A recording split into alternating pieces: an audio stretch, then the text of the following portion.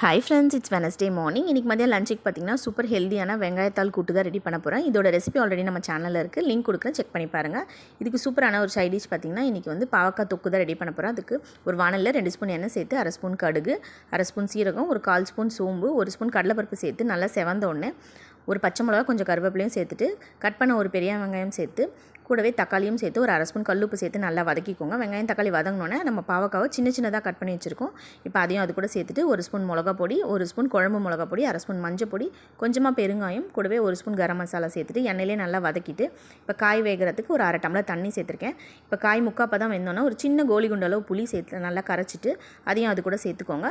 இந்த புளி சேர்க்கும்போது உங்களுக்கு கசப்புத்தன்மை கொஞ்சம் கம்மியாகும். ஒரு 10 நிமிஷம் சிம்மில் வச்சு கொஞ்சமாக வெல்லம் சேர்த்து கொத்தமல்லி தூவி இறக்குனிங்கன்னா சூப்பரான கசப்பில்லாத பாவக்காய் தொக்கு ரெடி ஆகிடும்.